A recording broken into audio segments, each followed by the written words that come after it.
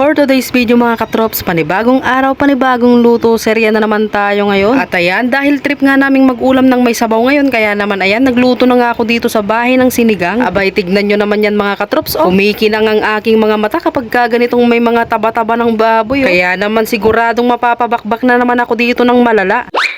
So, ayun mga katrops, bago nga natin simulan ang pagluluto ay syempre maggayat nga muna tayo dito ng mga sangkap na gagamitin natin sa pagluluto. Gagamit pala tayo dito ng sibuyas, luya at itong kamatis. Iba rin kasi yung sarap ng sabaw ng sinigang kapag nilalagyan ng kamatis. Hindi ko na nga pala tinanggal yung buto ng kamatis dahil isasama na nga natin yan para mas maasim. At dahil okay na nga itong ating pangsangkap, ay ayan, tirahin na nga natin itong karne ng baboy. Tignan nyo naman yan, oh, napaka-flawless. Sana all!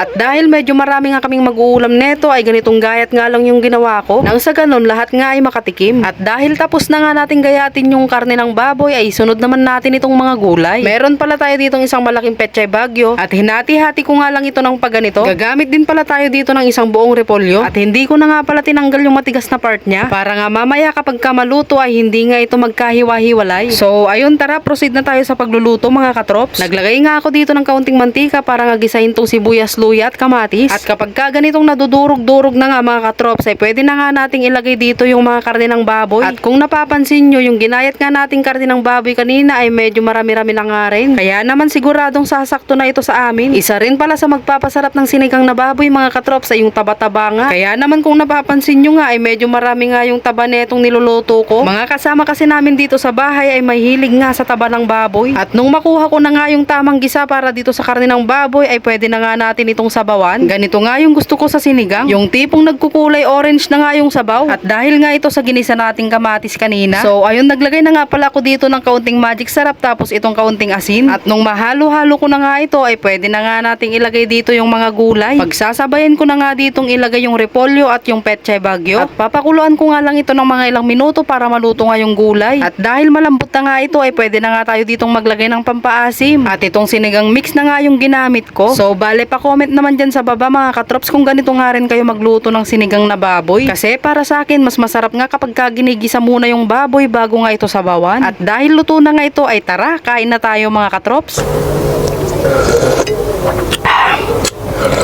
So ayun mga katrops, tara kain na tayo. Ito na yung niluto nating sinigang na baboy. Ayan o, nagimasan, tataba-tabanan na eh. Tapos meron din tayo ditong patis na may sili. Pisitan tayo ito nagkasang malaing.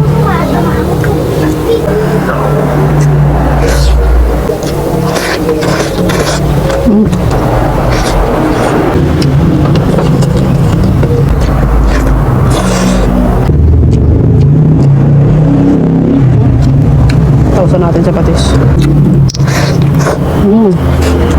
Sarap.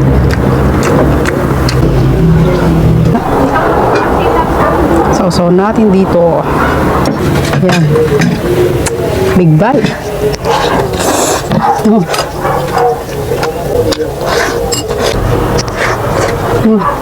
Sarap ng taba. Lambot oh.